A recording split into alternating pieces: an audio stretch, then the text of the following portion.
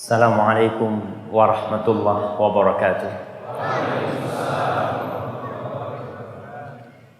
Alhamdulillah alladzi bi ni'matihi tatimmus shalihat.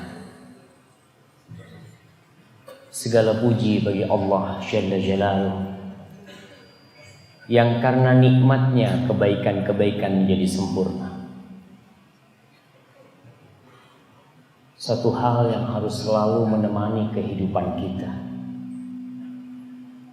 bahwa semua nikmat yang ada pada diri kita, yang ada di negeri kita, yang ada di keluarga kita, yang ada di seluruh hamba-hamba Allah, sejatinya itu murni pemberian Allah Jalla Jalaluhu. Sehingga tiada yang pantas untuk dipuja dan puji kecuali Allah. Allahumma salli wa sallim wa zid wa barik wa an'im ala sayyidina wa maulana Muhammadin wa ala alihi wa ashabihi ajma'in.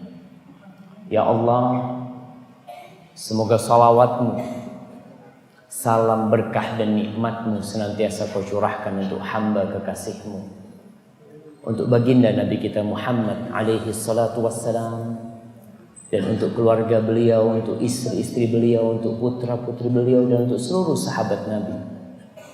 Semoga Allah meridhai kita bersama mereka. Masya Allah. Ada acara apa ini? Jamaah, suaranya enak didengar. Apa kurang nyaman? Ana rasa kurang enak. Buat antum enak nggak? Kalau nggak enak, ngomong nggak enak kan tuh. Jangan iya Ustaz, enak. Soalnya ana rasakan siapa yang ngatur sound ini jamaah. Kadangkala Ustadz kalau ngatur sound rusak sound system. Karena Ustadz itu bukan ngatur sound system. Tapi ala kulli hal, kalau suaranya kurang nyaman antum ngomong, ada yang nyeting sound. Baik. Satu permasalahan umat Islam yang sampai sekarang belum selesai kadangkala masalah sound system. Iya, ana udah ke masjid kemana-mana, bahkan di sebagian masjid di kampung kita itu, kalau sholat Jumat imamnya itu nggak pakai mic, jadi yang dengar cuma 3 soft, sisa soft sampai yang belakang itu nggak dengar. Subhanallah, apa sih yang menyebabkan mereka tidak memikirkan sound system buat mereka yang sholat?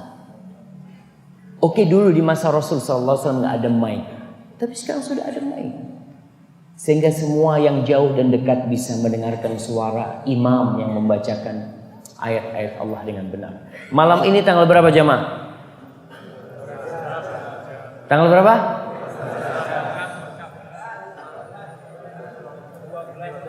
Betul. Antum lihat di belakang ya. Yang bisa nyebutkan kalender Islam nak kasih hadiah. Masya Allah. Muharram. Safar itu perjalanan artinya. Safar. Nah. Rabiul Awal, Rabiul Akhir, Jumadal Ula, Jumadal Akhirah, Rajab, Sya'ban, Ramadan, Syawal, Dzulhijjah, Dzulqa'dah. Masya Allah. Tidak apa-apa, kebalik yang terakhir nggak apa-apa jemaah. Karena belum terbiasa jemaah. Baik, ana mau kasih hadiah buat antum. Berapa hari lagi kita Ramadan? Masya Allah, masih nggak tahu antum? 50 hari lagi. 50 hari lagi. Berapa? 54. Sekarang tanggal piro jemaah? Ya 48 gitu loh, Masya Allah. Kan tanggal 12 sekarang jemaah. Ya Allah, karena kalau kita menghafal tarikh kita menghafal kalender kita akan tahu Ramadan tinggal 48 hari lagi. Kenapa? Karena sekarang tanggal 12. Ahibati fillah, setiap muslim yang hidup. Nah, antum berapa tahun hidup sudah? 26. Rencana mau berapa tahun? Kan orang punya ingin apa ya? Dia punya angan-angan. Anak kayaknya gak perlu tua-tua lah. Antum ingin mati kira-kira umur berapa? Keinginan anak.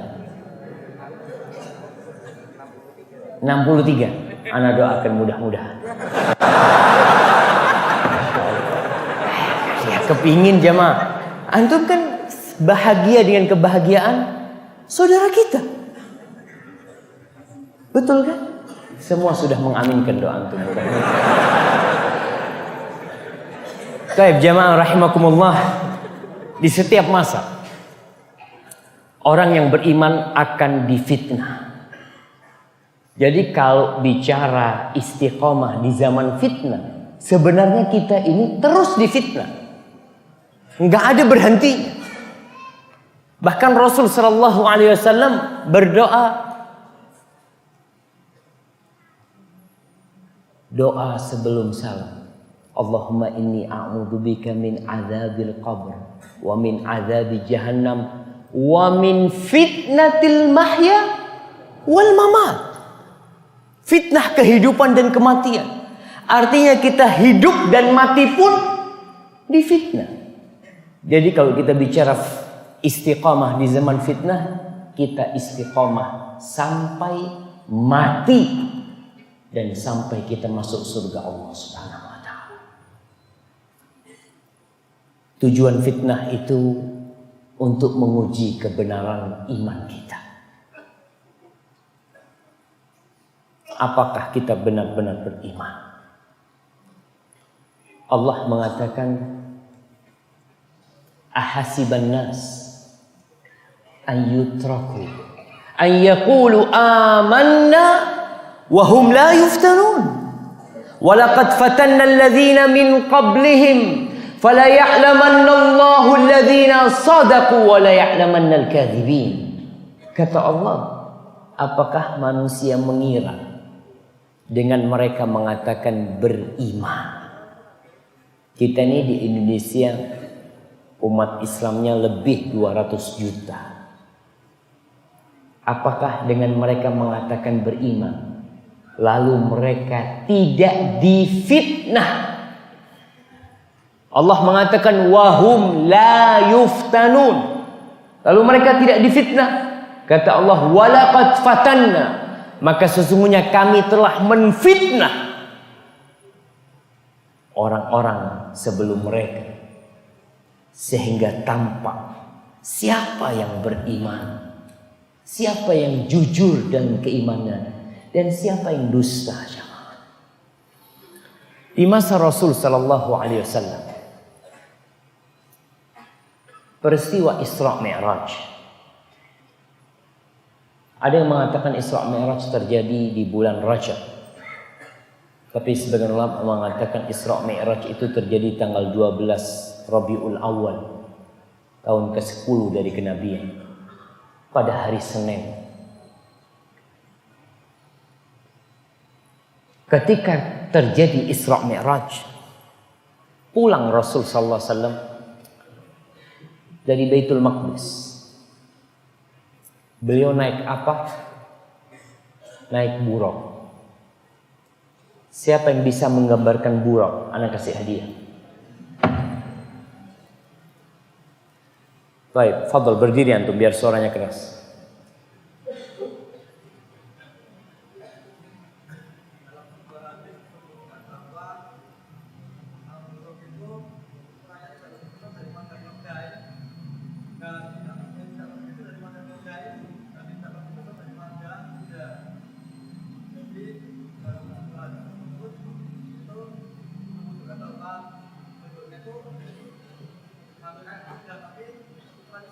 Masya Allah. Baik, kirim ke belakang.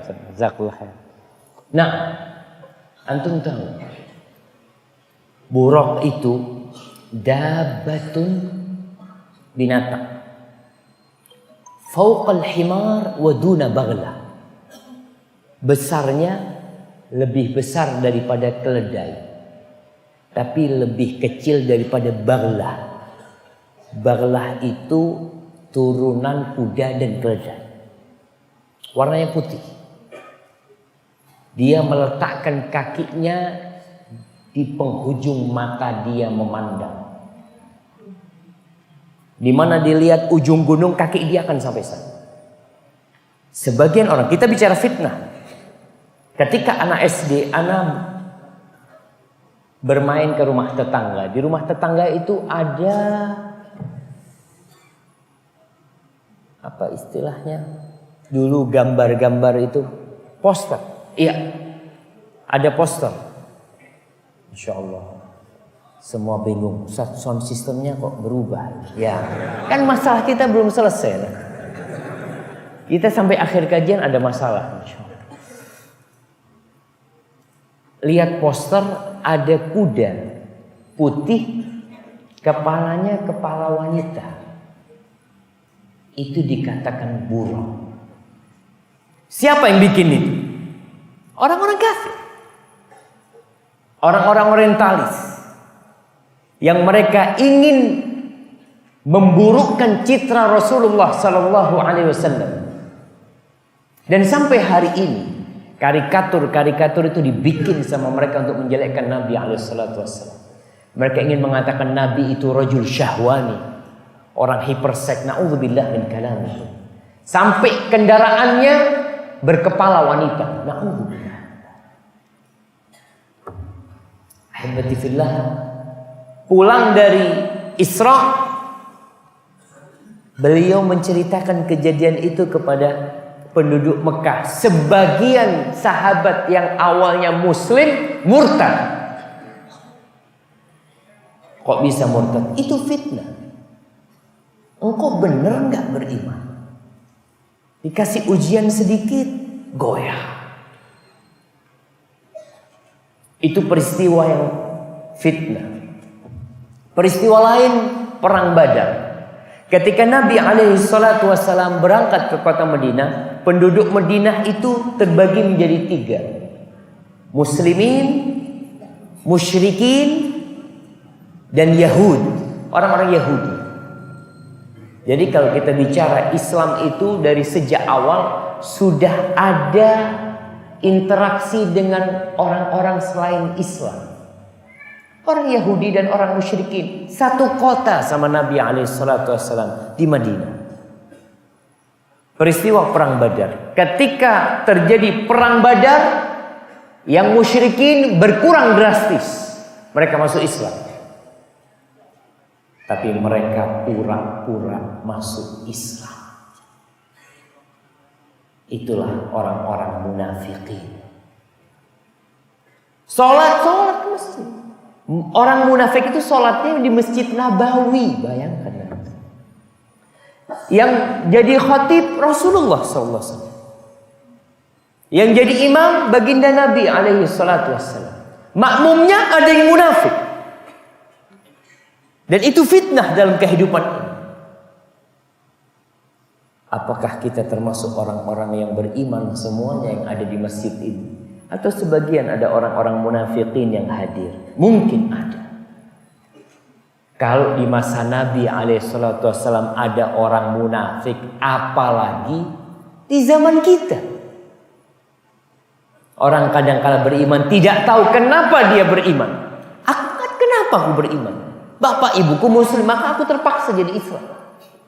Tapi kalau ada mungkin orang-orang yang ingin mengajak dia keluar dari Islam, mungkin dia akan keluar. Ahibati fillah. Sampai kapan kita istiqamah? Sampai mati menjaga keimanan ini. Allah mengatakan wa'bud rabbaka hatta ya'tiyakal yaqin. Beribadah engkau kepada Rabbmu sampai kapan? Sampai keyakinan itu datang. Keyakinan itu kematian. Tidak ada orang yang meragukan kematian. Semua bakal mati. Dan orang yang akan mati pun bisa jadi dia difitnah sehingga dia tidak mati di atas la ilaha illallah.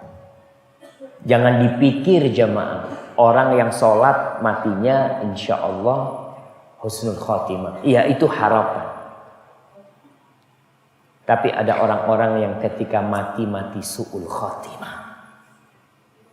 Nabi SAW berdoa. Beliau mengatakan, wa a'udzubika ayyatakhabbatani syaitanu 'indal maut. Ya Allah, aku berlindung kepadamu jangan sampai setan itu berhasil menyesatkan aku ketika mau mati. Dan yang menjadi ukuran itu bukan sekarang jemaah. Bukan sekarang. Yang akan menjadi standar kita orang baik atau tidak itu kematian nantinya. Makanya Allah berfirman, wala tamutunna illa wa antum muslimun. Kalau sekarang rajin sholat, rajin zakat, puasa, tapi akhirnya murtad, nggak ada gunanya. Semuanya akan gugur amalan dia. Diriwayatkan dari Imam Ahmad bin Hanbal, anak Imam Ahmad cerita.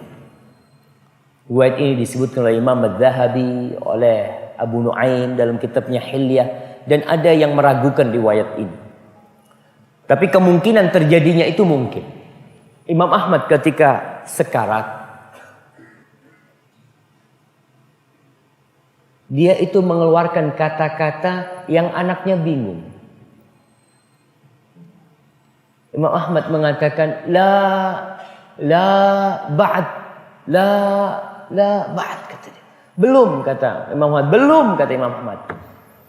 Orang kadangkala ketika sekarat antara sadar dan tidak sadar.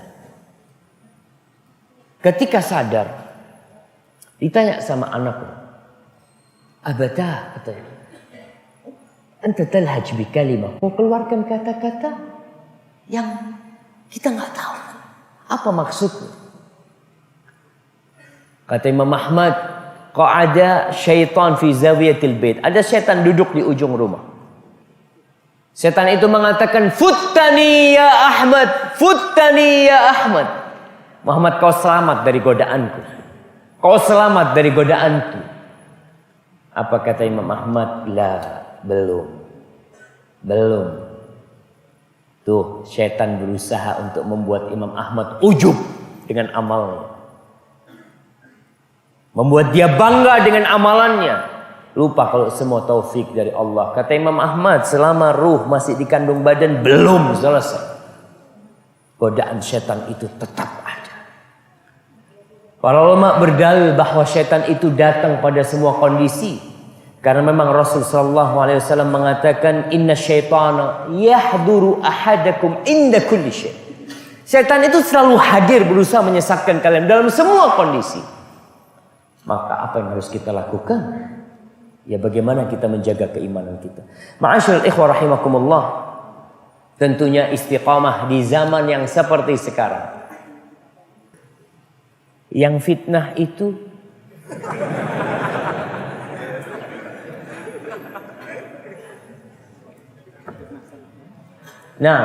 ya alhamdulillah, datang lagi tuh jemaah. Fitnah itu masuk ke dalam rumah kita. Bahkan fitnah itu ada di kantong HP antum, di kantong antum. Makanya kenapa panitia mengatakan jamaah tolong jangan sibuk foto. Kadang kalau ustadznya duduk yang pertama dikeluarkan HP-nya. Langsung dikirim kemana? Fitnah. Bahkan lebih parah dari itu. Rasul sallallahu alaihi wasallam mengatakan, badiru bil a'mal fitanan ka qita'il lailil muzlim yusbihu ar-rajulu mu'minan wa yumsi kafiran wa yumsi mu'minan wa yusbihu kafiran yabi'u dinahu bi'aradin minad dunya. Kata Nabi alaihi salatu wassalam, ini Nabi mengatakan kepada para sahabatnya, kepada generasi terbaik umat ini. Antum doakan jamaah, semoga sound systemnya jadi bagus. Mudah-mudahan yang ngutek-ngutek sound system ini bukan ustaz. Nah, kenapa kok anak katakan mudah-mudahan bukan ustaz? Karena kita bicara fitnah. Dalam fitnah itu, idza wusidal amru ila ghairi ahlihi fantadhiris sa'ah. Kalau kerjaan itu diserahkan kepada yang bukan ahlinya, tunggu kiamat. Tunggu kiamat. Kata Nabi SAW kepada generasi terbaik umat ini, kalian cepat-cepat beramal sebelum datang fitnah. Fitnah yang kayak apa? Padahal dalam hidup kita semua difitnah. Iya, ini fitnah yang berbeda. Fitnah yang seperti potongan malam yang gelap gulita. Gelap gulita aja. Antum ketika ini dimatikan dan tidak ada lampu di luar, di dalam, dan tidak ada yang membawa HP atau senter, maka antum akan lihat orang kebingungan mau kemana. Gak jelas. Bagaimana kalau antum ada dalam sebuah kamar yang di situ ada ular, ada kalajengking, ada berbagai macam hewan berbisa. Tahu-tahu lampunya mati. Bagaimana antum akan melangkah kalau antum gak punya cahaya untuk melangkah? Maka antum akan diam atau antum akan digigit oleh binatang berbisa. Kata Rasul sallallahu alaihi wasallam, kalian cepat beramal. Nih, Nabi alaihi salatu wasallam sudah memberikan kunci kepada kita. Dalam masa fitnah, cepat beramal. Kenapa? Karena amalan itu akan jaga antum insyaallah. Orang yang memiliki amalan yang rutin dia amalkan, insyaallah dijaga sama Allah Subhanahu wa taala. Yusbihur rajulu mu'minan, paginya masih mukmin, sorenya bisa kafir. Jadi hitungan jam orang itu bisa kafir. Sorenya mukmin, paginya bisa kafir. Kenapa? Dia jual agamanya demi mendapatkan dunia. Dan kita lihat orang-orang Islam yang menjual agamanya. Dia tidak membela umat Islam. Dia membela orang-orang non-muslim. Kenapa kau lakukan itu? Ya bi'udinahu. Dia jual agamanya. Gak ada urusan buat dia. Dan itulah fitnah yang dikatakan oleh Rasul sallallahu alaihi wasallam. Karena besarnya fitnah ini jemaah. Dan beratnya orang istiqomah di masa fitnah ini, tiap hari kita disuruh berdoa mengatakan ihdinas siratal mustaqim. Ya Allah, tunjukkan kepada kami siratal mustaqim. Siratal mustaqim itu jalannya siapa? Siratal ladzina an'amta alaihim. Ya Allah, jalan orang-orang yang kau berikan nikmat kepada mereka. Ketika ayat ini turun, siapa orang yang mendapatkan nikmat? Para sahabat Nabi. Mereka yang mendapatkan nikmat dari Allah Subhanahu wa taala. Nabi-nabi dan orang-orang soleh. Jalan mereka ghairil maghdubi alaihim waladdallin. Bukan jalan orang-orang yang dimurkai oleh Allah. Siapa orang-orang yang dimurkai oleh Allah? Orang yang tahu kebenaran lalu tidak mengamalkannya. Kita udah berapa lama ngaji, tapi berapa banyak kita tidak mengamalkan. Tuh. Waladhdallin, dan bukan jalan orang-orang yang tersesat. Siapa orang-orang tersesat? Orang yang memang nggak tahu jalan dia. Yang penting dia beribadah. Yang penting dia beragama. Benar nggak tahu. Yang penting anak punya niat kebaikan. Jangan seperti orang-orang Yahudi yang tahu kebenaran kemudian mereka tidak mengikutinya. Dan jangan pula seperti orang-orang Nasoro yang mereka tersesat tidak mengetahui kebenaran itu di mana. Sehingga mereka mengatakan Tuhan itu tidak. Tersesat orang. Makanya tatkala ada seorang juara cepat tepat Alkitab. Juara cepat tepat Alkitab di Malang. Di Malang itu ada sekolah teologi. Ini orang juara cepat tepat Alkitab. Dia masuk Islam, dia berangkat haji. Ana berjumpa dengan dia. Ana bertanya, "Bang, abang yang buat tertarik sama Islam itu apa?" "Ustaz, ana baca surat Al-Ikhlas." Qul huwallahu ahad. Ana ya Allah, ini yang ana cari dari dulu. Allah itu esa. Allahus samad. Lam yalid wa lam yulad. Dia langsung masuk Islam. Subhanallah. Itu orang ketika tahu kebenaran dan mengikuti kebenaran itu sendiri. Karena di antara kita ada yang tahu kebenaran tapi gengsi. Sok. Karena kesombongan dia tidak mau ikut. Apalagi ketika yang menyampaikan anak muda kadang-kala. Masya Allah. Itu banyak. Kalau antum melihat kebanyakan pengikut Nabi itu orang tua apa anak muda? Orang tua apa anak muda? Hah? Orang tua. Nabi SAW diutus umurnya 40 tahun. Itu puncak masa muda. Abu Bakar As-Siddiq umurnya pada waktu itu 38 tahun. Umar bin Khattab umurnya 28 tahun. Ali bin Abi Thalib 10 atau 11 tahun.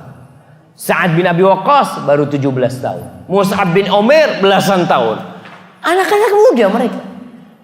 Karena masih gampang menerima kebenaran mereka. Tapi ketika orang itu sudah sepuh, dia merasa, tahu apa kau? Anak baru kemarin lahir. Mungkin sebagian mengatakan kencing aja belum lurus. Iya. Masih bau kencur atau macam-macam. Sulit diterima. Karena ada kesombongan di diri orang itu. Maka kita memohon kepada Allah agar kita istiqomah terus. Siratal mustaqim ya Allah. Jalan menuju surga. Islam yang benar sampai menuju surga Allah SWT. Ummu Salamah radhiyallahu ta'ala anha pernah ditanya oleh seorang tabi'in. Ya ummul mu'minin. Wahai ibunda orang-orang beriman. Kalau Nabi di rumah sallallahu alaihi wasallam, apa sih yang banyak beliau baca? Apa sih yang banyak beliau baca? Nabi nih. Kata Ummu Salamah. Dia mengatakan, "Kana aktsaru du'aihi ya muqallibal qulub, tsabbit qalbi 'ala din." Doa yang banyak dibaca Nabi ketika di rumahnya Ummu Salamah. Tentunya insya Allah di rumah istri yang lain beliau banyak baca doa ini. Ini Nabi jemaah. Nabi berdoa, ya muqallibal qulub, wahai yang membolak-balikkan hati, tsabbit qalbi 'ala din, tetapkan hatiku di atas agama. Nabi minta itu. Apalagi kita. Apalagi seorang ustaz, apalagi seorang kiai. Ana benar-benar sedih jemaah. Ketika dengar ada lulusan pesantren murtad. Bayang. Lulusan pesantren tidak peduli dengan Islam. Ada apa? Inilah rahasia doa Rasul sallallahu alaihi wasallam. Ummu Salamah bingung. Dia menanyakan kenapa yang banyak dibaca Nabi itu ya muqallibal qulub tsabbit qalbi 'ala din. Jamaah, coba anda mau dengar dari semua di sini. Antum hafal enggak doa itu? Coba anak, ya muqallibal qulub tsabbit qalbi 'ala dini. Antum baca. Ya Allah, ya muqallibal qulub tsabbit qalbi 'ala dinik. Antum pulang dari kajian cuma bawa itu, ana bahagia. Antum pulang dari kajian ini antum baca, punya satu amal, alhamdulillah ana pulang dapat satu dari Ustaz. Doa yang banyak dibaca Nabi, ya muqallibal qulub tsabbit qalbi. Selesai. Ummu Salamah bertanya, ya Rasulullah, mali aktsari du'aika ya muqallibal qulub tsabbit qalbi. Kenapa sih doamu itu yang paling banyak kok ya muqallibal qulub? Kenapa? Ada apa? Kata Nabi alaihi salatu wassalam, ya Umma Salamah, innahu laisa adamiyun illa wa qalbuhu baina usbu'aini min asabi'illah yuqallibuha kaifa yasha. Kata Nabi alaihi salatu wassalam, tidak ada satu dari hamba kecuali hatinya berada di antara dua jari-jari Allah. Allah bolak-balikkan sekehendak dia. Insya, kalau Allah mau, Allah jadikan orang itu aqamah mustaqim. Wa man syaa azab. Yang Allah inginkan dia terpeleset, menyeleweng, menyimpang, Allah jadikan dia menyeleweng. Fatala Mu'ad, lalu Mu'ad membaca firman Allah di surat Ali Imran. Rabbana la tuzigh qulubana ba'da idh hadaitana wa hab lana min ladunka rahmah innaka antal wahhab. Ahibati fillah,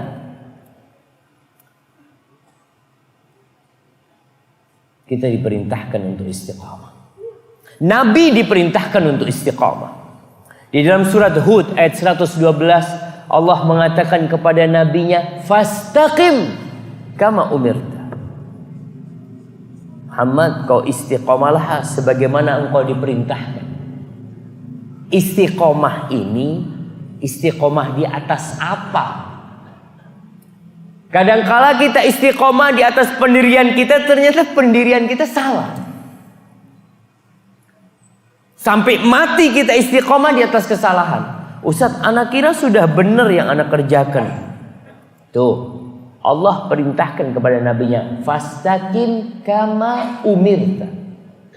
Istiqomahlah engkau sebagaimana engkau diperintahkan. Artinya kalau mau istiqomah, istiqomah ala amrillah. Di atas perintah Allah kau istiqomah. Wa man taba ma'ak. Dan juga orang-orang yang bersamamu. Kita nih yang mengaku beriman hendaklah istiqomah di atas perintah Allah Subhanahu wa taala. Wala tadghaw. Jangan melampaui batas, jangan. Agama ini mudah. Agama Islam ini gampang, enggak sulit. Jangan disulit-sulitkan. Sebagian orang yang merasa Islam ini berat karena dia tidak tahu Islam itu apa. Sebagian orang suruh sedekah, eman-eman dia sedekah. Ya karena dia nggak ngerti kalau uang yang dia keluarkan itu sebenarnya itu yang dia tabung. Tadi tuh udah lewat tuh kotak amal. Sebagian orang ketika ngelihat dompet, dia lihat yang merah-merah banyak di situ. Nggak ada yang abu-abu. Abu-abu berapa jemaah? 2.000. Nggak jadi dia infak. Allah. Ketika ada yang 2.000 ada 5. 2.000 ada 5. Yang merah ada 10. Kira-kira yang dikeluarkan yang mana? 2005 apa 2001? 2001 lagi. Buat parkir yang ini. Allahu Akbar. Tuh kita tuh kayak gitu tuh. Padahal kalau kau keluarkan yang merah, itu sebenarnya yang milikmu. Orang kan kenapa dia berat mengeluarkan yang merah? Karena dia berpikir habis duitnya. Padahal yang kau keluarkan itu yang kau simpan. Kau mati, datang ke kuburan tuh 100.000. Tapi kalau kau hanya ngasih 2.000, yang datang ke kuburan 2.000. Yang 100.000 kemana? Anaknya bagi-bagi waris. Anaknya sedih, bapaknya mati. Allahumma ighfir lahu warham. Pulang dapat seminggu. Ini warisan gimana nih? Selesai sudah. Karena memang nggak punya hak. Yang mati itu nggak punya hak lagi. Ketika dia mati selesai. Jadi haknya siapa? Ahli waris. Engkau hanya punya 2 atau 3. Wasiat, utang, dan untuk urusan jenazah. Sisanya punya ahli waris. Gak bisa berbuat apa-apa. Maka disitulah Allah ceritakan bagaimana tatkala orang mau mati, hatta idza hadara ahadahumul maut qala rabbirji'un. Dia minta dibalikkan. Untuk apa? Ya untuk beramal soleh, untuk bersedekah. Maka Islam agama yang mudah, jangan berlebih-lebihan. Nah, Islam agama yang mudah, tapi Islam bukan untuk diremehkan. Engkau laksanakan Islam sesuai dengan perintah. Istiqomah sesuai dengan perintah. Nggak usah ditambah-tambahin, nggak usah dikurang-kurangin kok. Yang terjadi tatkala orang tidak istiqomah di atas perintah, inilah yang menyebabkan terjadinya perpecahan di antara umat Islam. Ketika mereka datang ke atas perintah Allah dan Rasulnya, insya Allah bareng jalan. Ahibati fillah, tadi kita sebutkan ada orang yang beribadah ini ikut senengnya. Allah mengatakan di surat Al-Hajj ayat 11, wa minan nas may ya'budullah ala harf. Ada orang yang menyembah Allah di pinggiran. Fa in asabahu khairan itma'an. Ketika dia dapat kebaikan, imannya tambah kuat. Wa in asabathu fitnah, ini Allah katakan, ketika dia kena fitnah, inqalaba ala wajhi, dia murtad. Ketika kena fitnah langsung dia murtad. Agamanya dia jual. Khasirat dunya wal akhirah. Dia akan merugi dunia dan akhirat. Dia jual agamanya untuk mendapatkan dunia. Dia rugi dunia dan akhirat. Jamaah, sakinah itu hanya untuk orang-orang yang beriman. Kebahagiaan itu hanya untuk orang-orang yang beriman dan beramal saleh. Man amila salihan min dzakarin aw untha wa huwa mu'min falanuhyiyannahu hayatan thayyibah. Barang siapa beramal saleh, lelaki atau wanita, dan dia beriman, kita akan berikan kehidupan yang bahagia buat dia di dunia dan di akhirat. Berarti orang yang tidak beriman, yang tidak beramal soleh, maka keimanan dia tidak akan mengantarkan kepada kebahagiaan dan dia tidak akan bahagia. Ahibati fillah, seorang mukmin harus tegar dalam menghadapi fitnah. Apapun kondisinya. Mungkin kalau perlu nyawanya diberikan, dia berikan. Ada banyak fitnah. Antum pelajarin nih fitnah-fitnah. Kadangkala ada orang yang kuat dengan satu fitnah, yang kedua dia nggak kuat. Ada yang kuat dengan fitnah wanita, Masya Allah. Ada wanita lewat dia nggak noleh. Tapi kalau urusan fulus, fitnah. Baik, beberapa macam fitnah. Yang pertama, antum difitnah dengan disiksa oleh musuh-musuh dan orang-orang ahli kebatilan. Seperti saudara kita di Rohingya, seperti saudara kita di Aleppo.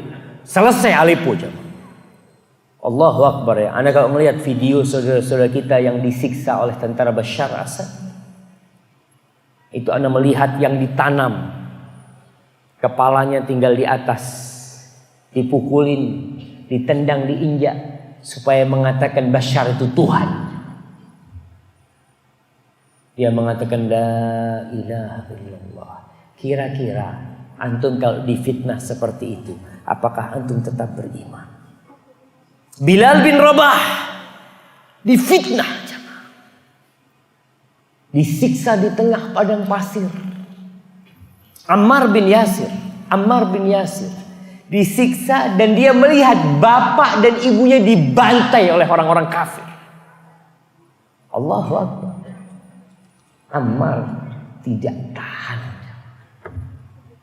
sehingga dia mengeluarkan ucapan kekufuran karena terpaksa.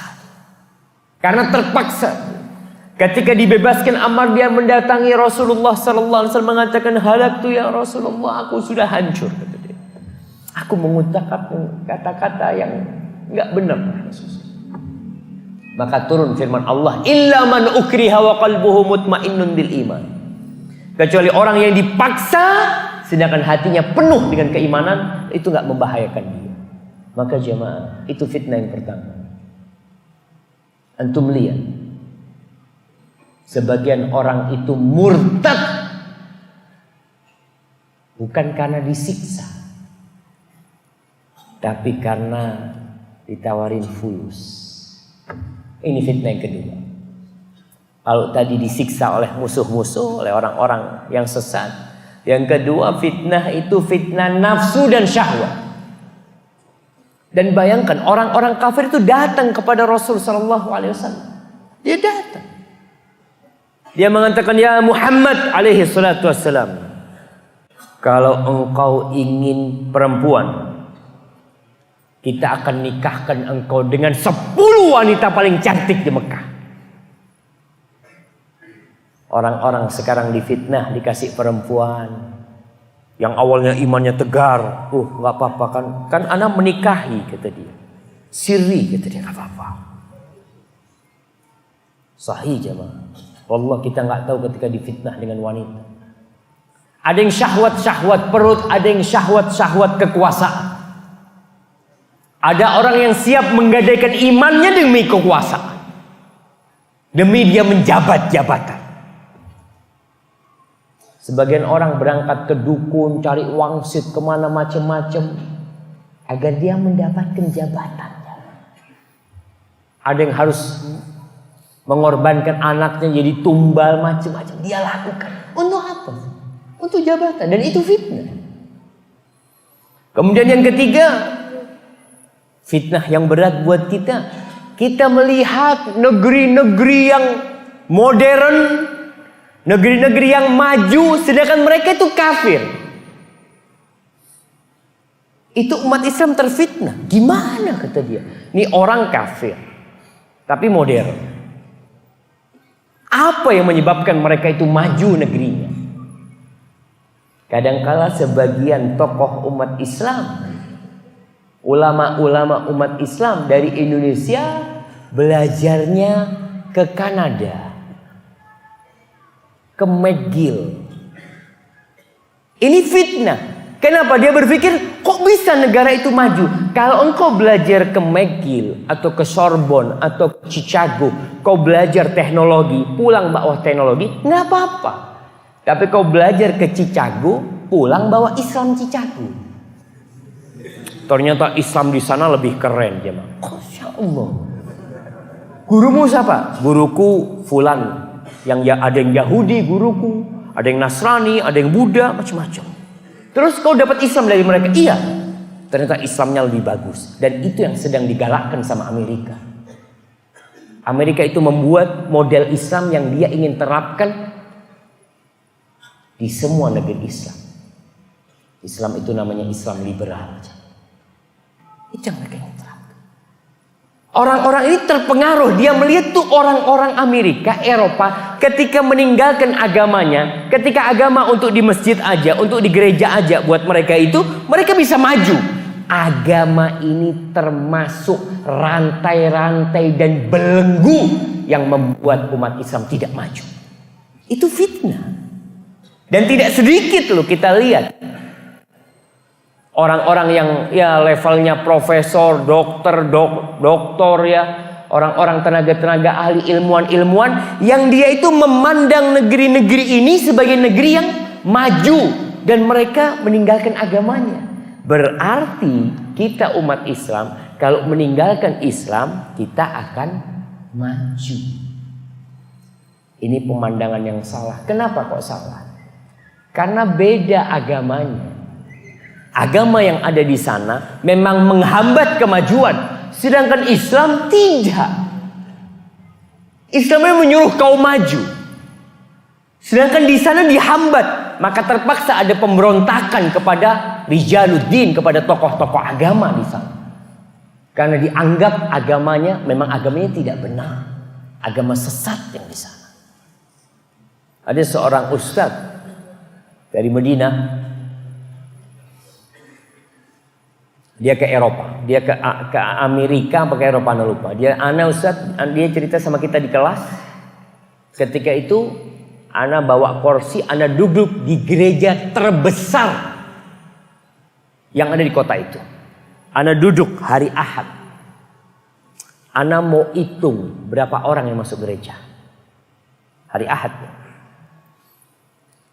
Ternyata nggak sampai 10 orang.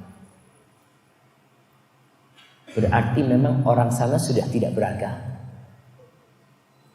Tidak sampai 10 orang. Makanya kalau kita lihat teman-teman kita yang ada di Eropa, mereka melihat banyak gereja dijual.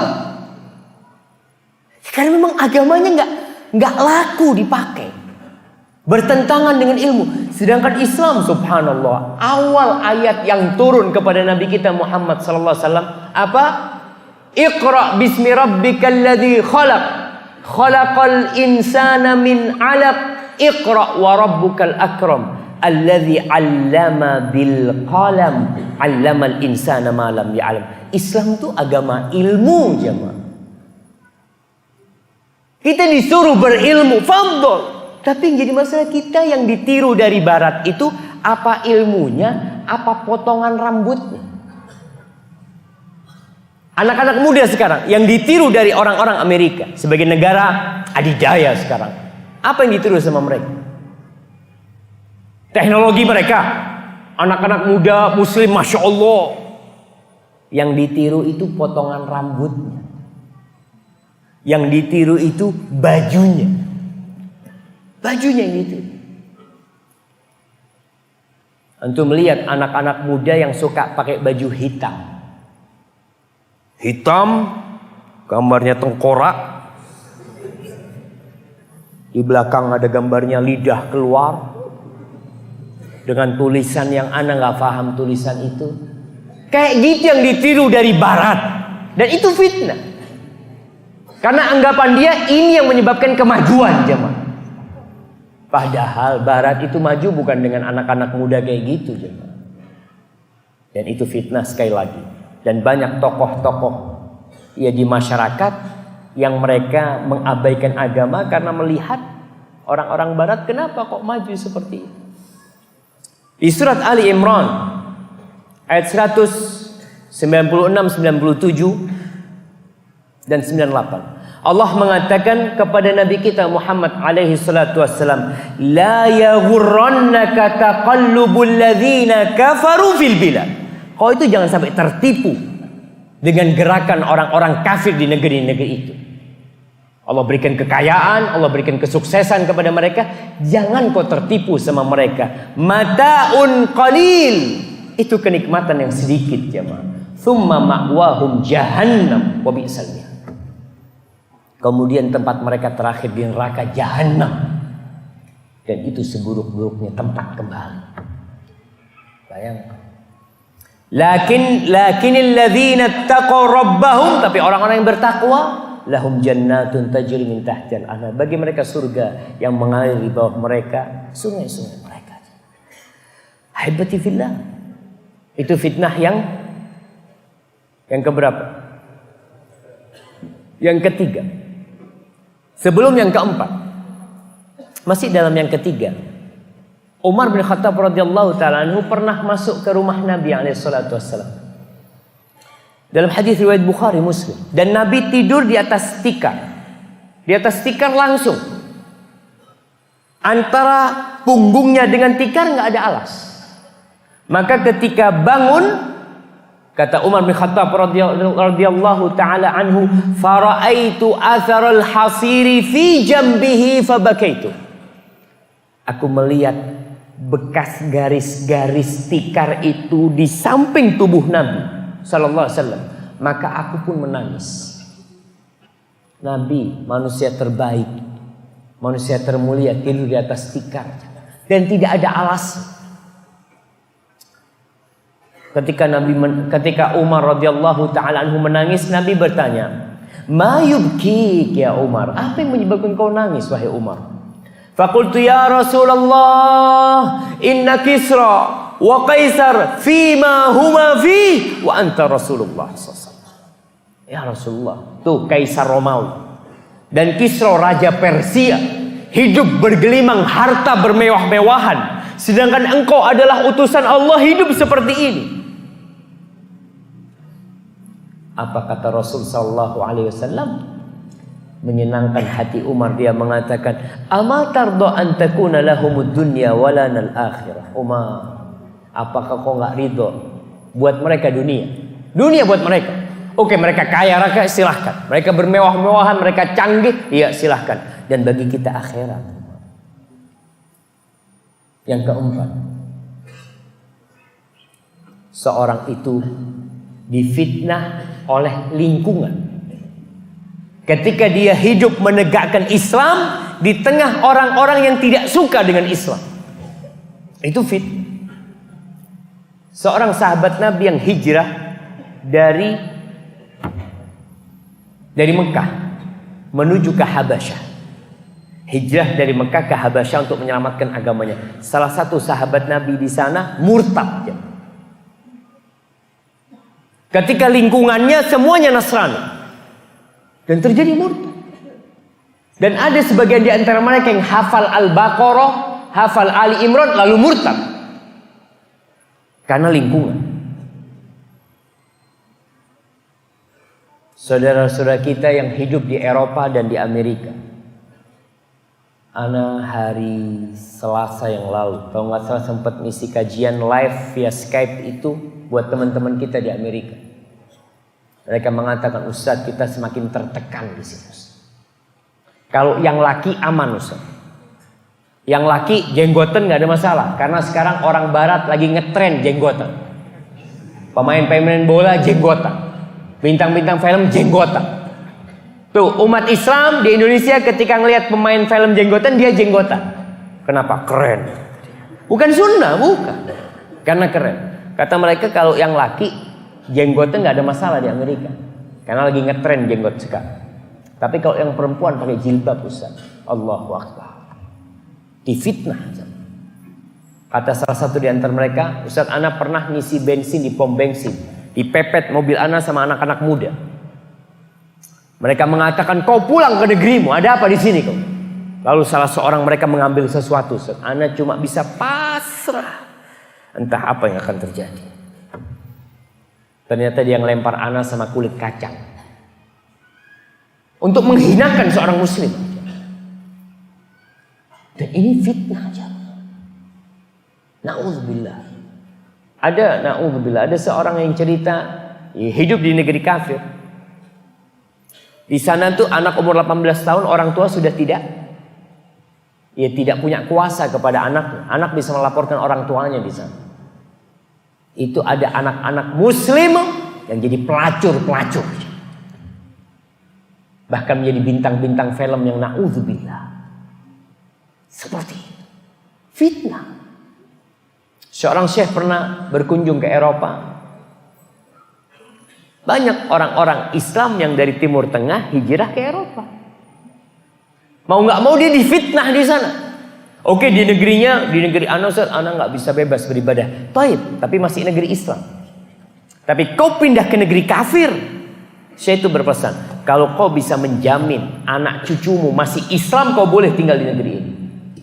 Itu orang yang dikasih tahu sama Syekh langsung menangis. Dia mengatakan jangan anak cucunya, anaknya sudah gak benar. Lingkungan aja. Kemudian yang kelima, fitnah di mana kebenaran dan kebatilan itu jadi kabur. Banyak umat Islam. Kalau kita bicara sekarang lagi rame masalah memilih pemimpin Muslim atau kafir. Kan banyak umat Islam yang masih kabur. Yang mana sih yang benar? Dan itu fitnah. Sehingga orang akan ikut yang mana, dia akan terfitnah di sana. Ketika tidak punya pegangan, maka dia akan ikut siapa yang ngasih duit sama dia. Kita banyak kebenaran dan kebatilan itu jadi abu-abu buat kita. Sampai kita bingung mau tanya sama ustadz yang mana. Ustadz ini bilang boleh, yang ini bilang gak boleh. Ya Allah. Terus bagaimana hidup umat ini? Dan itu fitnah. Antum mau ikut mana? Bagaimana antum mencari keridhaan Allah? Dalam kondisi kebenaran dan kebatilan bercampur. Ada yang mengatakan Allahu Akbar. Siapa yang mengatakan riba itu haram? Bank ini haram. Kata dia, yang haram itu yang berlipat-lipat ganda. Bank ini kan cuma nyita rumah, nyita kebun, apa-apa. Emangnya nggak berlipat ganda itu bank? Ada aja. Sehingga orang itu kadang-kala masalah jilbab. Orang jadi, anak ketemu seseorang udah ngerti agama tapi nggak mau pakai jilbab. Anak tanya, bang, kenapa bang? Bukan ada fatwa yang mengatakan jilbab nggak wajib, Ustaz. Iya, itu fitnah dia. Dia mau ikut yang enak, ikut yang nyaman, atau dia mau ikut kebenaran. Ustaz, ini fatwanya seorang ulama ini. Tinggal dia lihat. Antum terfitnah di sini. Kadangkala ketenaran seorang ulama tidak menjamin yang dia sampaikan semuanya benar. Dan ada pendapat-pendapat yang nyeleneh yang kita harus hati-hati dengan pendapat seperti itu. Tapi bagaimana supaya kita istiqomah di zaman fitnah? Kita ini baru muqaddimah, jemaah. Kan temanya kan istiqomah. Insyaallah, nah lihat sebagian sudah merah matanya, sama nah belum tidur, jemaah. Antum sudah makan? Hah? Belum? Sama-sama anak jemaah. Sama kalau belum makan. Cuma ana lihat sebagian kalau jemaah itu ngantuk bisa tidur. Sebagian itu dengarkan sambil khusyuk tidur. Tapi ustadz yang ngantuk nggak bisa tidur. Mau tidur gimana ustadz? Iya. Bagaimana kiat-kiat supaya kita istiqomah di zaman fitnah ini? Yang pertama ikhlas. Tumbuhkan keikhlasan dalam diri antum. Bahwa yang menjadi ambisi antum itu Allah. Besok tema kita I miss you insyaallah. Allah yang kita jadi tujuan. Semua hidupku, inna salati wa nusuki wa mahyaya wa mamati, bukan buat siapa-siapa, tapi lillahi rabbil alamin. Hidupku bukan buat atasanku, bukan. Hidupku bukan buat siapa saja, tapi hidupku untuk Allah. Kenapa? Karena Dia yang ngasih aku hidup, bukan kalian yang ngasih aku hidup. Maka ikhlas lillahi ta'ala, Allah akan jaga. Allah berfirman di surat Al-Qasas ayat 83. Allah mengatakan tilkad darul akhiratu naj'aluha lilladzina la yuriduna 'uluwan fil ardi wala fasadan wal 'aqibatu lil muttaqin. Tuh kehidupan akhirat buat siapa? Buat orang-orang yang ikhlas. Orang yang tidak ingin merusak di muka bumi. Orang yang tidak ingin kekuasaan di muka bumi. Orang yang tidak ingin ketenaran. Buat orang-orang yang bertakwa. Akhirnya itu kehidupan yang sebenarnya untuk orang-orang yang bertakwa. Maka jaga niat antum. Antum cari dunia, fadhol cari dunia. Tapi cari dunia buat Allah Subhanahu wa taala. Nanti di hari kiamat akan ada orang yang ditanya. Allah akan bertanya kepada seorang hamba. Dan ingat, ma min ahadin illa sayukallimuhu rabbuhu laisa bainahu wa bainahu turjuman. Tidak ada satupun di antara kita kecuali akan diajak berbicara sama Allah tanpa penerjemah di antara kedua. Salah satu yang dikatakan, Allah mengatakan kepada hambanya, ju'tu falam tut'imni. Aku lapar, kau enggak kasih aku makan. Maritu falam ta'udni, aku sakit tapi engkau tidak mengunjungiku. Hamba ini bertanya, ya Allah, kaifa ut'imuka wa anta rabbul alamin? Kaifa a'uduka wa anta rabbul alamin? Orangnya bertanya, ya Allah, gimana aku akan membesukmu sedangkan engkau rabbul alamin? Bagaimana aku akan ngasih makan engkau padahal engkau rabbul alamin? Kata Allah, abdi fulan, hambaku fulan kelaparan, kau nggak kasih makan dia. Kalau kau kasih makan dia, kau akan dapatkan pahalanya di sisiku. Hambaku fulan sakit, kau tidak kunjungin dia. Kalau kau kunjungin dia, kau akan dapatkan pahalanya di sisiku. Jamaah, kita ini hidup buat Allah. Wabtaghi fima ataka Allah ad-darul akhirah. Dengan apa yang Allah berikan kepadamu itu carilah akhirat. Wala tansa nasibaka minad dunya. Tapi kau jangan lupa kau hidup di dunia. Butuh ongkos. Jangan semua duitmu kau habiskan. Kau butuh ongkos dalam kehidupan ini. Kau punya kewajiban ngasih makan kepada anak-anak istrimu, tapi tetap hidupku untuk Allah SWT. Yang kedua, senantiasa mengikat diri dengan Al-Qur'anul Karim. Quran ini kitab istiqomah, jemaah. Allah mengatakan inna hadzal Qur'an. Nih Quran nih kata Allah, yahdi lillati hiya aqwam, menunjukkan kepada jalan yang paling lurus. Maka kita harus menjadi generasi Al-Qur'anul Karim. Antum jangan pernah memejamkan mata antum kecuali antum baca Quran. Setiap hari antum baca. Antum baca artinya. Quran itu bukan buat hiasan dinding. Iya. Kadangkala ada dinding-dinding dihiasi dengan kaligrafi. Kalau kaligrafinya bisa dibaca, alhamdulillah. Tapi ada kaligrafi yang nggak bisa dibaca. Orang beli kaligrafi ditaruh di rumahnya, di ruang tamu. Oh keren ini, mahal belinya, 10 juta. Tamunya datang, Masya Allah. Berapa beli Pak? Masya Allah, enggak Ustaz, ini enggak mahal Ustaz, cuma 10 juta Ustaz. Apa bacaannya? Wallahu a'lam. Dia kaligrafi nggak tahu bacaannya apa. Hanya dibuat hiasan Quran lah.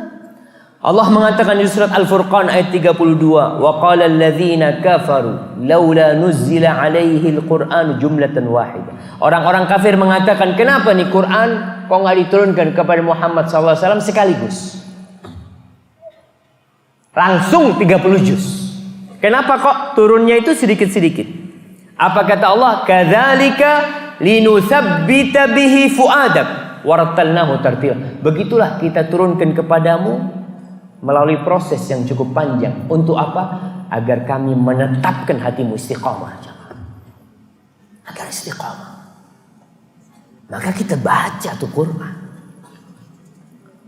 Baik. Jamaah, udah jam berapa ya? Hah? 5 menit lagi? Baik, 5 menit lagi jamaah. Masya Allah, yang di belakang maunya 15 menit jamaah. Antum maunya berapa menit lagi? 1 jam lagi sih. Satu, yang mau 1 jam cuma 1 orang. Yang lainnya Ustaz cukup, sudah lapar. Nah, sama-sama. Cuma ya bismillah, kita lanjutkan sebentar. Baik, yang ketiga, seorang muslim harus yakin dengan agama dia. Yakin. Bagaimana akan yakin? Ya itu belajar. Kita ini kebanyakan Islam keturunan. Sebagian itu nanti ketika ditanya oleh Munkar dan Nakir di kuburan, yang ditanya itu orang-orang mukmin dan orang-orang munafiqin atau fajir, kafir. Sebenarnya mengatakan orang kafir nggak ditanya. Yang ditanya orang-orang yang beriman. Tapi sebenarnya mengatakan semua, artinya orang yang mengaku Islam akan ditanya dalam kuburan. Akan ditanya, man rabbuk? Siapa Rabbu? Allah. Siapa agamamu? Apa agamamu? Islam. Man hadzal rajul ladzi bu'itsa fikum? Itu orang yang diutus kepada kalian, siapa dia itu? La adri. Sami'tu an-nas yaquluna faqultu. Kata dia, aku nggak tahu, tapi aku dengar orang ngomong itu Muhammad, aku ngomong Muhammad Rasulullah. Berapa banyak di antara kita yang tidak kenal sama Rasul SAW? Maka perlu kita meyakini agama kita. Yakin. Bukan mengatakan semua agama sama, lah. Semua agama benar, lah. Yang benar cuma Islam. Inna dina indallahil Islam. Iya. Oh, orang yang mengatakan agama yang benar hanya Islam, itu orang yang intoleransi. Ya, tidak jamaah. Antum kalau lihat, buktikanlah Rasul sallallahu alaihi wasallam dan negeri-negeri Islam yang pernah ada. Itu orang Nasrani, orang Yahudi bebas mereka beribadah. Tapi tetap agama yang benar, agama Islam yang lain salah. Mereka mau sholat di gereja sama umat Islam, nggak boleh. Umat Islam itu nggak boleh ngebom gereja, nggak boleh. Di masa Umar bin Khattab radhiyallahu taala anhu, di masa puncak kejayaan Islam, itu puncak toleransi yang ditampakkan Islam. Umar datang ke Palestina radhiyallahu taala, ambil kuncinya Masjidil Aqsa. Tidak ada satupun gereja yang dihancurkan oleh Umar bin Khattab radhiyallahu taala. Nggak ada. Berbeda dengan orang-orang Nasrani ketika menguasai kembali Andalusia.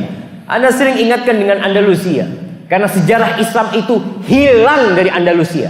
Padahal Islam 800 tahun ada di Spanyol jamaah. Sekarang umat Islam yang kenal dari Spanyol apa? Barcelona, Real Madrid, Barnabéu, apa? Iya itulah. Itu yang dikenal. Padahal Islam 800 tahun ada di situ. Kenapa? Itulah intoleransi.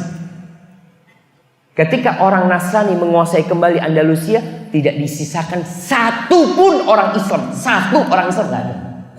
Nggak boleh hidup di negeri mereka.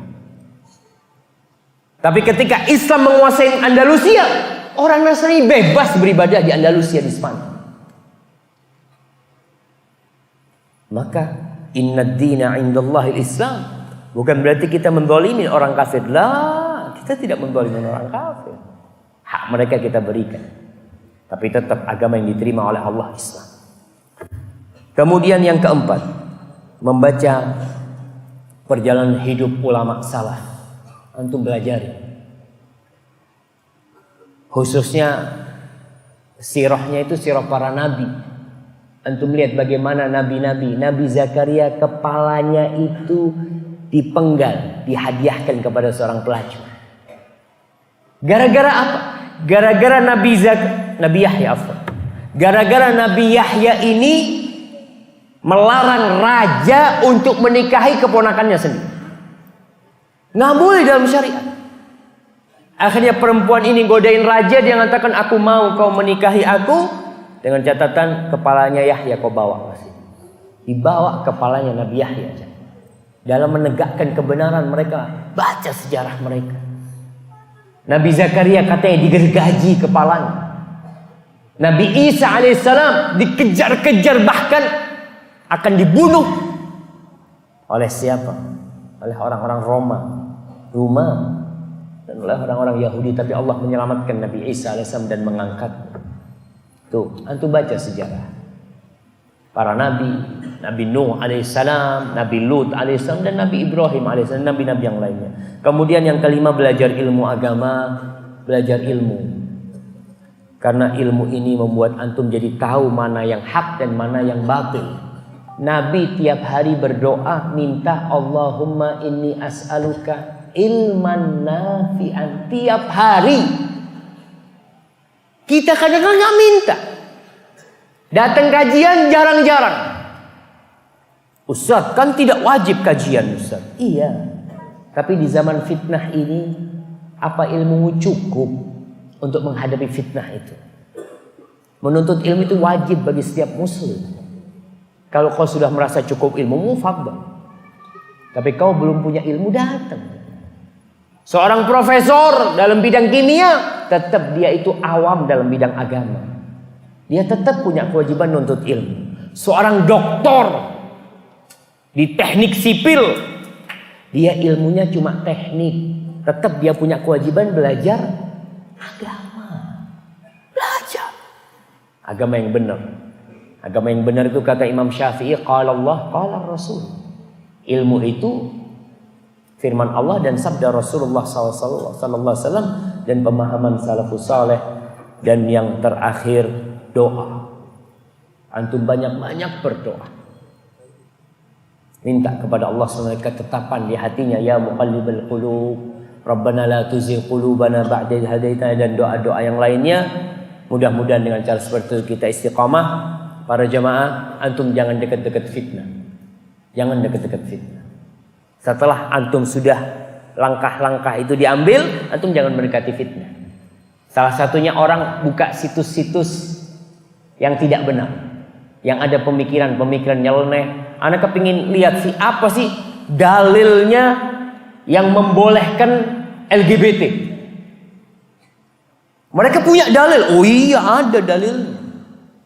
Bahkan seorang profesor ahli tafsir, profesor ahli tafsir membolehkan homo dan lesbi di Jakarta. Punya dalil, punya dalilnya. Ketika antum lihat-lihat kayak gitu, buka-buka, apa sih? Loh, ternyata bisa diterima dalilnya. Oh, kena. Jangan buka. Pokoknya yang antum tidak punya ilmu, antum tuntut ilmu. Hal-hal yang antum tidak punya ilmunya, tidak perlu antum ikut-ikutan di sana. Biarkan ulama yang membantah. Ada yang mengatakan semua agama sama, ada dalilnya. Dalam Al-Quran dalilnya. Ada yang mengatakan umpamanya sholat itu untuk mengingat Allah. Ini ada seorang dosen nggak sholat, punya dalil, ada dalilnya. Dia mengatakan Allah berfirman aqimis sholata lidzikri, dirikan sholat untuk mengingatku. Sholat ini hanya sarana, tujuannya adalah zikrullah. Kalau sudah ingat Allah, buat apa sholat? Anak-anak muda yang masih kosong jemaah, baca kayak gitu, dengar kayak gitu, langsung. Bahkan beberapa kampus itu di Indonesia, kampus-kampus yang notabene Islam, mereka bikin acara apa buat mahasiswa baru itu? Ospeknya ditulis Anda masuk di area bebas Tuhan. Nah, antum jangan deket-deket. Antum jangan deket-deket, antum fokus seperti yang tadi. Sebentar lagi kita akan mati. Mudah-mudahan dengan cara seperti itu kita mati husnul khatimah, meninggalkan hal-hal yang membahayakan. Hadza wallahu a'lam bissawab. Wa sallallahu ala nabiyyina Muhammadin wa ala alihi wasallam. Mungkin ada pertanyaan, jangan banyak-banyak pertanyaannya. Nah, 20 paling banyak 5. Jamaah, anak belum makan, jamaah itu makan. Biasanya dikasih makan sini ustadznya, ada mafia kan.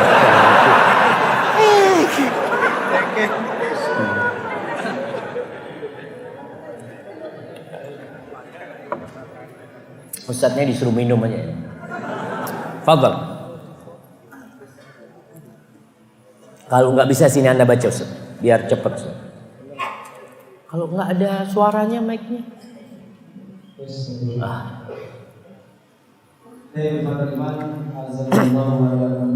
Sebelum masuk sesi pertanyaan, pemberitahuan telah diketemukan satu kontak Honda P137 dan sebuah jam tangan. Silakan nanti menemui panitia. Mungkin Ustaz, pengumuman kehilangan itu tidak diumumkan di masjid.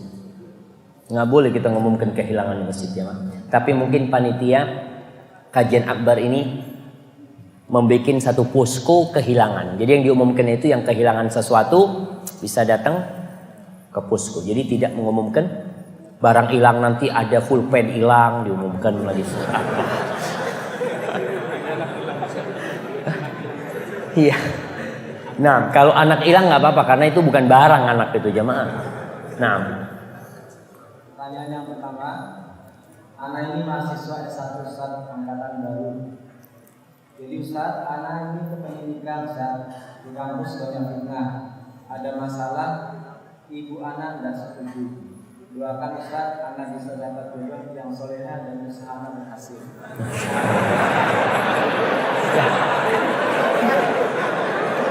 Iya. Ya, kita doakan semua, khususnya yang bertanya ini, semoga Allah memberikan kemudahan atas urusan dia. Jamaah, urusan anak mau nikah, minta restu orang tua penting.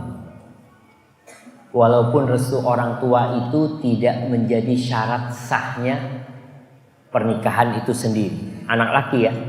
Kalau anak perempuan harus ada walinya. Tapi anak laki bisa jadi antum nikah di kampung baru pulang ke orang tua anaknya 5. Artinya sah pernikahan antum. Tapi restu orang tua penting.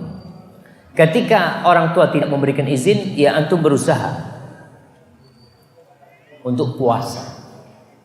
Karena solusinya kalau nggak mampu nikah, puasa. Jangan puasa tapi tetap dekat-dekat fitnah. Tapi jangan dekat-dekat fitnah. Artinya puasa Masya Allah, tapi duduknya di pinggir jalan terus. Lihat orang-orang lewat. Jangan. Ketika antum puasa, antum ke masjid, baca Quran, insya Allah kasih kekuatan sama antum. Hadza wallahu a'lam bishawab. Pertanyaan yang kedua, mengapa Allah membolak-balikkan hati kita? Kadang beriman, kadang menyeleweng. Padahal Allah adalah Maha Penyayang pada hamba-hambanya. Apa pelajaran yang bisa kita ambil dari doa Nabi Muhammad SAW tersebut? Nah, jamaah, Allah itu La yus'alu amma yaf'al wa hum yus'alun. Allah itu tidak ditanya kenapa Allah melakukan itu. Tapi kita yang bakal ditanya sama Allah SWT. Mungkin nanti akan datang pertanyaan, kenapa Allah menciptakan setan? Kalau nggak ada setan kan enak Ustaz. Kita kan mungkin seperti itu. Kenapa Allah menciptakan neraka kok nggak surga aja? Supaya orang semua masuk surga. Tapi yang jelas Nabi SAW menjelaskan hal itu. Kalau kita hidup di dunia ini memang untuk diuji. Yang memiliki hak memberikan hidayah itu Allah. Yang membolak-balikkan itu Allah. Yang memberikan hidayah kepada fulan, yang menyesatkan fulan, Allah. Di antara nama Allah itu Al-Hadi. Jadi apa hikmah yang dapat diambil dari sana? Di mana kita dituntut untuk terus memohon kepada Allah, berdoa supaya antum terus menjalin hubungan dekat sama Allah Jalla Jalaluhu. Itu di antara tujuannya, dan supaya ibadah antum itu benar berada di antara khauf dan raja, di antara takut dan berharap sama Allah. Hadza wallahu a'lam bishawab. Kemudian pertanyaan yang ketiga, Ustaz, apakah boleh kita meninggalkan sunnah dengan alasan kita hidup di lingkungan yang awam tentang Islam?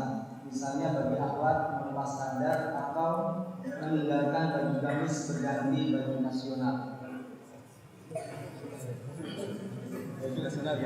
Nah, gini, kalau kita bicara meninggalkan sunnah, sunnah ini artinya, sunnah ini bisa jadi artinya thariqah, jalan hidup Rasul sallallahu alaihi wasallam. Tapi ada sunnah artinya sesuatu memang yang ibadah yang kalau dilakukan dapat pahala, ditinggalkan merugi. Seperti itu. Apakah boleh kita meninggalkan beberapa amalan yang hukumnya itu mustahab, dianjurkan untuk menjaga kondisi? Boleh-boleh aja. Tadi itu hanya sesuatu yang sunnah. Seperti mau pakai cadar. Cadar ada beda pendapat antara para ulama. Anda lihat yang mengatakan itu hanya kemuliaan, pendapat itu kuat. Ketika dia melepas cadarnya di lingkungan itu demi menjaga, gak ada masalah insya Allah. Demi menjaga dalam artian ketika pakai cadar jadi ribut satu kampung dan dia diusir dari sana. Akhirnya dia tidak bisa menyampaikan agama Allah dengan benar. Masalah pakai baju, ingat pakaian wanita ini tidak ada bentuk yang ditetapkan. Artinya bentuknya itu harus seperti ini, harus seperti itu, tidak. Yang penting menutup auratnya. Yang ada aturan itu tidak press body, ada aturan itu tidak transparan. Tapi kalau umpamanya modelnya apa, fadhal. Apa harus hitam? Enggak harus hitam itu. Kau mau pakai warna lain, yang penting warna itu tidak membuat orang jadi ngeliatin kau. Jadi pakailah yang menutup aurat. Jangan sampai pakaian itu jadi zina itu sendiri yang membuat orang pada nontonin engkau. Jadi sebenarnya nggak ada masalah. Jadi kalau pakaian nasional maksudnya apa? Anda nggak tahu. Mungkin batik maksudnya. Wallahu a'lam bishawab. Nah, bagaimana cara mengetahui kita orang munafik atau bukan, dan bagaimana cara terhindar dari fitnah wanita? insyaallah. Iya. Berkaitan dengan munafik jamaah.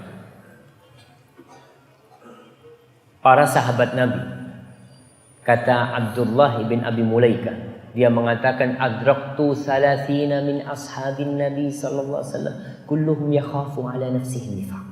Aku berjumpa dengan 30 dari sahabat Nabi, semuanya takut munafik. Bayangkan.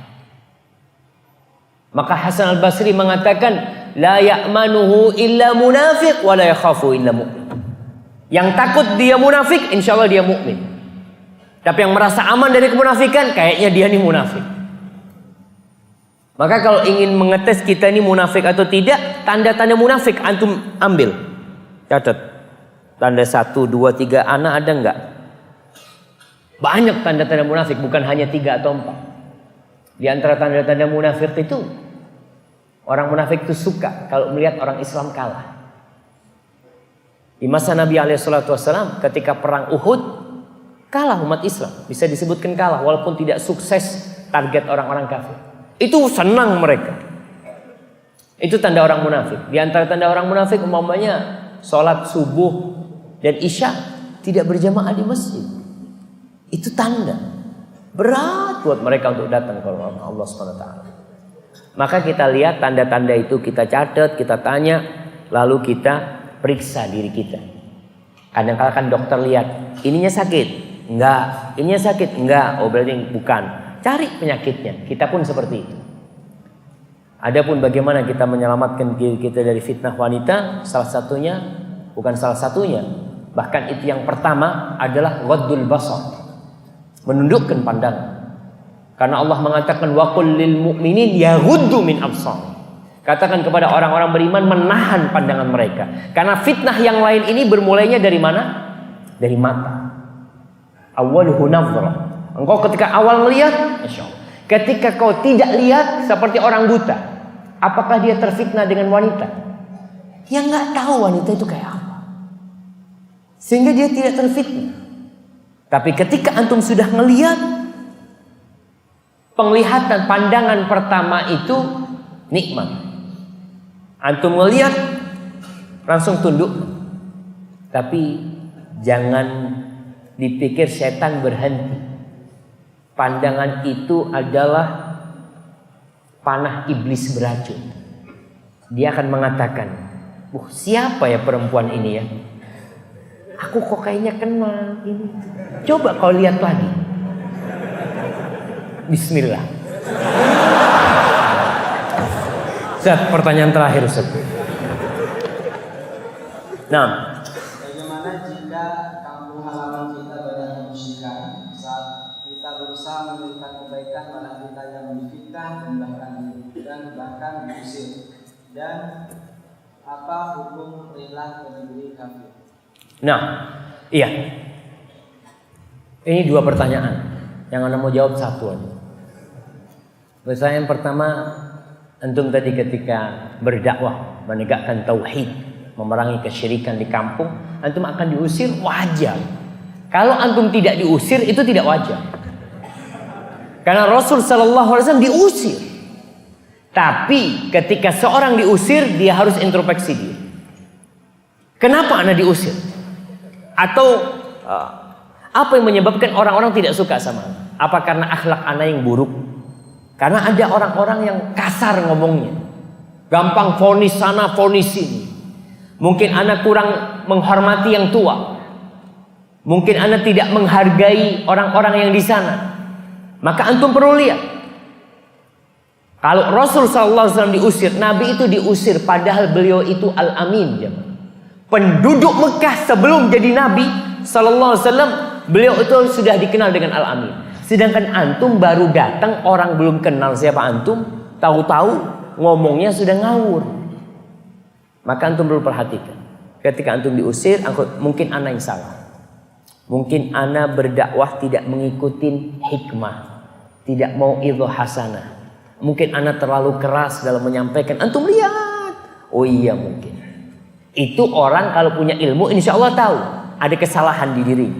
Atau kalau tidak, dia datang ke tokoh di sana. Pak, saya mau tanya, kesalahan saya itu apa sih? Mudah-mudahan saya bisa memperbaiki diri. Perlu kita datang.